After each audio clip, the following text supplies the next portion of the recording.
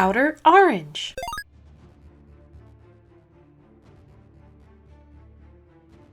What the heck is that? Oh, I know exactly what that is. It's the deer. Today, we are gonna go over some results. We do have set 4 now in mind, and that is a very interesting set, I would say. It's got some new decks to look at, so let's go ahead and kind of take a look at what's going on. This is Chiho, we got a couple other ones, Varga and Shiranui, but we have a new Dragon Empire deck. Yes, because we didn't have enough, we needed another one. But this is called Ali Kupa. I thought El Padino was hard to say, or El Padillo, whatever the heck his name is down here, but holy crap, this is a whole new universe. We'll call it Ali, or Ali, or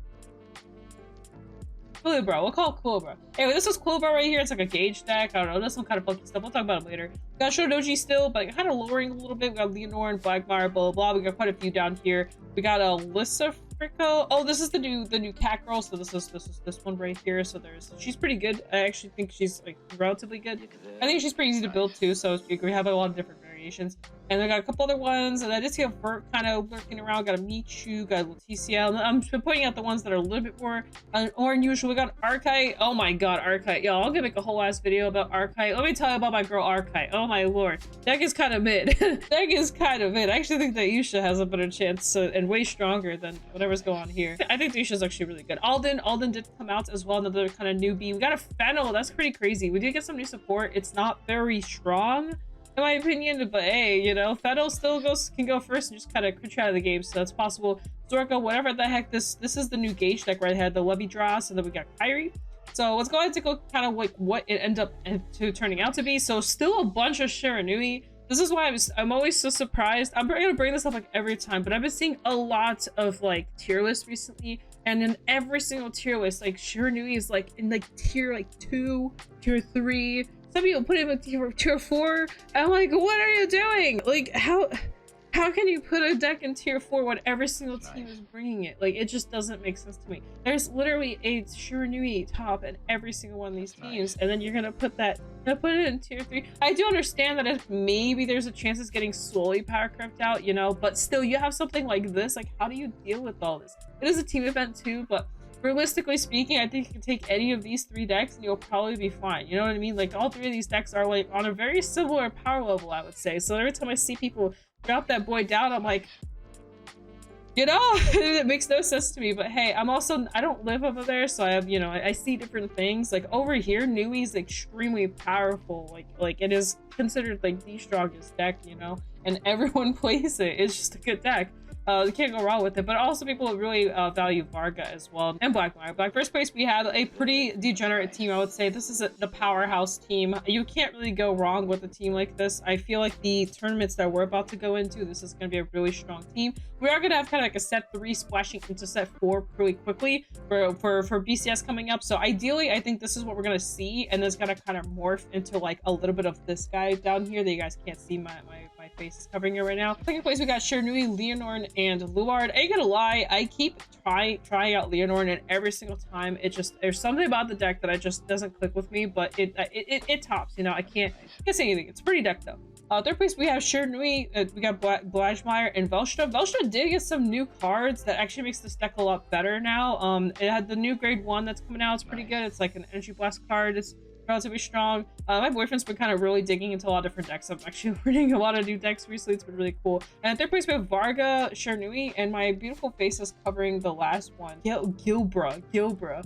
Guys, so there's that guy as well. So this is the beginning of like set 4, so we want to actually take a look at some of these decks. I ain't gonna lie, if you were to ask me what's going on here, I really couldn't tell you. I don't know what's going on here, but I do know 2 very important cards here, and that's definitely our Festival Boy guy, and then obviously Shenryu, still just very big staples of the deck. I wonder if you could shove Defensing Roar into a deck like this. I don't really know, but basically this guy's like a gauge guy or something like that. I don't know, he like does some gagey things. Like I said, I'm not very familiar with what he does. Soul Blast, he gets some power if you just 2 or more rear guards. With overcharge ability, draw a card, get technique power. Then he has Divine Skill if your opponent's rear guards greater, by paying the cost count +1.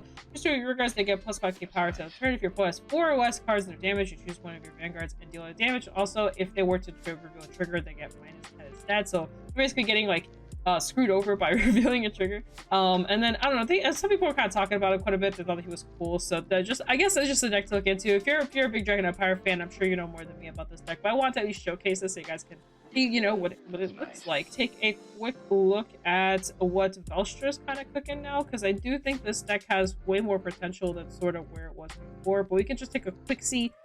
A quick peek see. So this is basically what it looks like. This is the new card I'm talking about. This card is pretty insane. Let me just read it to you just so you guys can understand what this card does. Basically, when it's discarded, you can just call it back out. This is very powerful, by the way. Velstra does have an issue with like board state sometimes, and this card definitely helps out. Then you can also energy blast 4, use a product from your order zone that's equal or lower than your opponent. Then in the grade of your opponent's Vanguard, activated, and during that turn, the cost of the product's original activation is 1 less counterblast, which is also very important because the deck does go through counterblast quite a lot, so you just have better control over your board state on top of better control over your resources. So overall, just a really good addition. Definitely gonna be like a 4 of in the deck, and you could just, you know, figure out your other ratios, whatever you decide to do. And you can take a look at the Blue Art. I'm pretty sure Blue Art is just a standard list, and I ain't gonna lie, standard is standard, you know, like why don't fix what ain't broke. Like you don't need all those special package things. So this is running the new girl. She just basically gets the extra power. She would kind of just replacing the order package card here. Like before, you used to run the order package, but this replaces it. She also gains power. Basically, we just went back to the normal Luard, and there was honestly normal Luard was fine too. I think it was a very well performing deck even before all that. It's a little weaker, obviously, because this is the dog. I think the dog, even with like the regular stuff, was just really good. This is the Chiefs World Cup Season 2 Takasaki. Now here, we'll notice there's a little bit of a difference. We did have a top 16 breakdown. We had a lot of Doji, but we had a lot of Blackmire. But then right below, we had a lot of Impaldio. I don't know how to say this guy's name, but Impaldio, but it's really fun. So this is the new gauge deck. It like gauges off of like has like a special zone where it gauges off of there, and basically the more gauges you have, the more effects you get, but also the bigger the base of your Vanguard can get too. Is really weird. But we'll take a look at this guy real quick here. But also this right here, you see this, the black product deck. I'm really excited about this because this is the reason I started looking at Velstra cards. I love the way this deck works. I'm a big fan of it, and I really want to try it out. But this is a really interesting deck. Also, Jet to note here, Jet's actually pretty decent. It's not the strongest stride deck, but it's actually pretty decent. It's not a bad choice if you decide to go down that route. Also got Kitty Cat down here. We got Alden. I don't know if it's gonna make a top cut to kind of look at some more decks of it, but Alden isn't terrible. It's I think it's actually pretty strong. And we got some Kyrie, got Banny, got Brucey Bruce. Brucey Bruce made it through. We got Dayusha. Got Chris Rain with the new stuff, I assume. We got an Absolute Zero. Wow, it's pretty wild. We got some Mushi King. What we're seeing, this scares me. Mushi King still scares me today. Anything else that kind of, we have the Ali Quali Bra deck down here. Oh my god, people are gonna flame me for these mispronunciations. Oh, we got a lot of good stuff to look at here. I'm really excited about this one. So let's look at first let's look at those stats, and then we'll just kind of take a quick look at something next. We got the El Padillo in first place with Shernui and Shidoji. Again, just like can't go wrong with this. Can't go wrong with this. Now you notice that this one has a lot less Shernui. But first place Shernui is still in the spotlight. What else to put that? Second place we have Michu, Kyrie, and another Shidoji deck. We'll probably take a look at the Kyrie list. I assume it's just running the vanilla stuff, like just basically all the good stuff the deck, but with the mermaid ride line now instead of stuff. And then third place we have Bruce. Some people are kind of a little surprised with this. This deck does attack a lot. It kind of has like I guess it's like a weaker Doji, I would say. But it just you also work with Soul, you know, bring dudes out, so come in, bring them out, type of thing. And then we got Dayusha, and we got the black deck. I'm really curious. I can't wait to show you guys this. But anyway, I saw like one of the lists from like I think a different event, and I thought it was really cool. It might have been the same one. I don't know. But I saw a list that I thought was cool.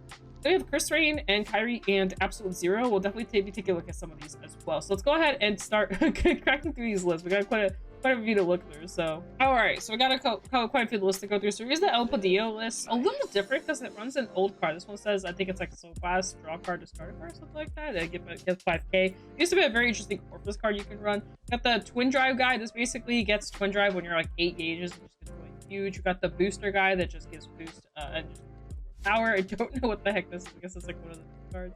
You can take a look at it real quick just to see what it does. So you can Soul Blast, give 5k. If you have 5 or more cards through the gauge, gets 50k instead. And oh, this is the shield guy, so he basically just gives the shield. You can actually use a blitz order and actually revive him and kind of blitz it out with him if you want to go down that route.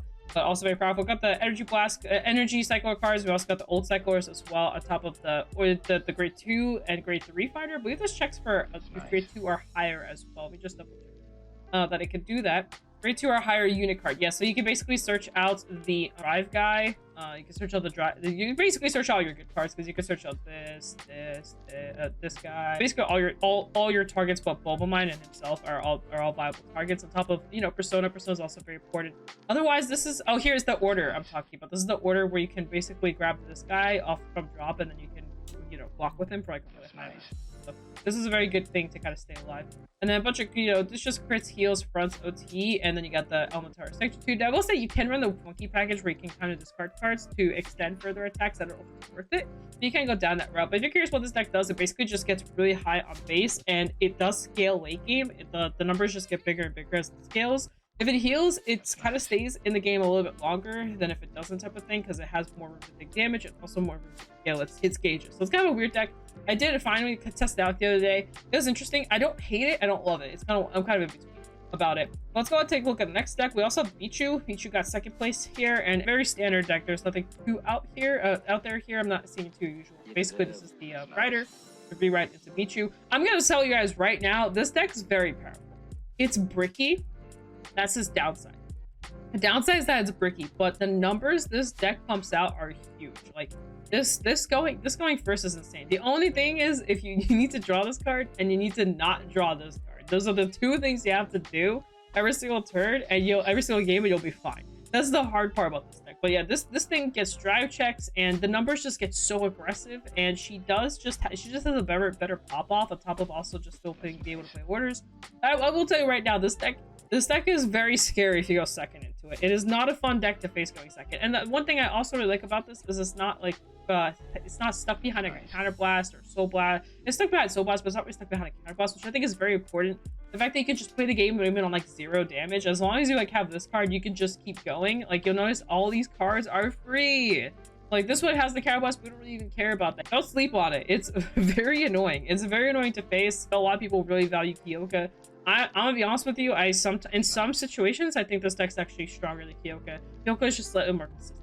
Next we have Kairi. So this is what I meant by the mermaid line. So you're basically just running the pure line. I was talking with Koroneko about this, and this made a lot of sense. Well, it made sense to me because this just gets your grade 2s and just gets all your good cards. It just gets all your good cards out of the deck, which is all these good cards right here. It just searches them out for you. It just makes your life easier. It's just very streamlined now. You just play the good cards and you just ride up and do your thing. If you are worried about like if you need to take second from like a deck, this is one of the best decks to take second with, because some decks don't like to go second. Some decks like to go first. Kairi is one of the few that likes going second. So if you like going second and you if you're fearful you're gonna see a lot of stride decks, then you can get away with Kairi and with this engine and all this kind of good stuff. So it's just good stuff to deck. And like I said, if you're really are not afraid of going second all day, this is definitely a deck to kind of be on. And also, again, if you're fighting a stride deck who want to take second from them anyway, so this is just one of those decks. So in my opinion, if we're going into these things, I always like to be like, can my deck play first and going second? This is definitely a going second type of deck. I like a deck that can kind of do both. That can get away with going first and going second. We also got the Bruce deck. Now, I ain't gonna lie, I don't know what half these cards do, and I'm not even gonna try to explain what half these cards do. I did see a little bit of the combo, and I've seen what this deck's done in the past in terms of with the Viance edition. So it's not like so I have seen it in action, just haven't actually. I don't know what the new cards do. But long story short, it's a multi-attack deck. It basically just fills board, multi-attacks like crazy. It's got some garbage tricks, has some weird ways of like getting rid of your cards on the board. It just does a lot of funky stuff. Next we have Dayusha. Dayusha shouldn't have changed too much. I am seeing this card being run. I'm really glad to see this card kind of coming back. I think this card's so pretty, so I'm happy that it's coming back. Also got a little bit of that blitz action here, so we are picking up some blitzes here with the set orders. I'm assuming maybe there's another card that kind of extends a little bit, but I don't see anything too new aside from. I think this is coming out in step 3, so I don't think anything's too new. I guess they just went more of a defensive route with this list, and I kind of like it. I don't know if the other decks were doing that. I don't remember off the top of my head. I don't think they were. This is a Heroes card, wasn't this a Heroes? Wasn't this a promo?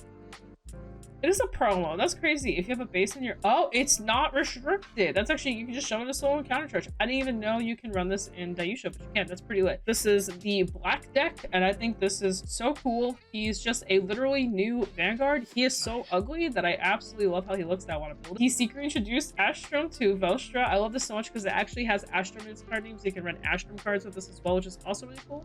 Basically, you discard a card, you can choose a product from your order zone activated, and if there are 3 or more set orders in your order zone, you can he gains triple drive, which by the way Sanctitude does go around this card, so just be careful with that. And then when this unit attacks, you can kind of choose when Vanguard to stand it. So basically you have kind of like a multi-attack turn. It plays differently from Velstra, which is what I like about it because I don't really like Velstra's playstyle. You'll notice the Astrum is in here because you can actually run this, and he will also restand stuff because Astrum's whole gimmick is to restand, and this guy works with Astrum, and guess what? His name has Astrum in it, so you can kind of do like a double wobble combo. My boyfriend actually told me about this because he's a big double grappler, the geek, and he was telling me about this interaction. I was like, that's so cool. Also running the dog. This is the promo. This dog's insane because it also counter charges or an energy charge for you, while also I believe giving you power on the board as well. So it's also really good. And again, I talked about this card earlier. This card's really good, as you could tell. It's really good. It's been very highly played. Definitely a card that you'll probably be wanting to look into picking up going into this set. This is set 4. So definitely look at that. And then this card is just basically a staple in most Renegade decks. You will be playing this unless you literally just don't need to. But yeah, I'm actually really interested in this style. It's different, but I like that it's different. So I'm really excited about that. Also notice it doesn't run the beam. It can't because of divine effects. Chris Rain. So Chris Rain did get a new like restander. I believe this has the restander in it. I think it's this card right here. This is the card that allows for the restand. So it kind of just gave the deck a little bit of a buff because it has an additional attack that you can now worry about. It does make the deck more scary. I haven't tested it deeply yet, so I don't know how good or bad it is yet, but they are running the Ballista package here. So they chose to go that route with the Stegra up here, which I like. I like this package in Chris Rain. Is it the best thing on the planet? No, but it's great because you can get cards out a little bit faster, so you can basically find your restander a little bit sooner. Just find the cards you need. And also it's running the energy package, which I vibe with as well. This is definitely just an energy heavy deck, and I kind of like all the energy you can use because then you can like cycle through these a lot. Absolute Zero decks. This is the deck that basically says whenever you attack more than like 4 times, I believe, then you have to start discarding. And by the way, it does not specify the Vanguard, which means if you guys know how Hanami works, Hanami is rearguard specific. If this unit attacks in the 4th or subsequent to battle this turn, it cannot attack on a discarded card. So that includes Vanguard. So usually around Hanami, with Hanami, you can kind of play around it if you swing with Rares first and then swing with Van. But with this card, you actually can't play around it. You just have to accept the fact that you have to discard if you choose to attack. It's not a counterblast, so you don't have to worry about it from that end, but it's still something to kind of keep in the back of your mind. But yeah, this deck is just basically telling you while also having access to its discard effects activating, because it also has to discard when it attacks, but it gets abilities on discarding. So that's kind of how the deck works. I think that was a really good breakdown overall. I kind of mainly just talked about the decks that we've seen and also kind of gave you guys a breakdown of what those decks are doing. Hope you guys enjoyed that. Like, subscribe, comment if you enjoyed what you just witnessed and saw. Hope you guys enjoyed it. Other than that, guys, 50 cards left shop. Code OuterOrange if you need any goodies. Please shop around. We got a lot of good stuff coming out. We have stuff coming out, Festival Collection coming out, Shadowverse coming out. Probably some stuff on the Yu-Gi-Oh! Pokemon end too if you're interested in any of that. And I think he does price as well too, so you can check all that as well with Code OuterOrange. I'll help you save some money and help it grow out. And then, guys, peace out. Das vidanios. See you guys in a future video. Bye!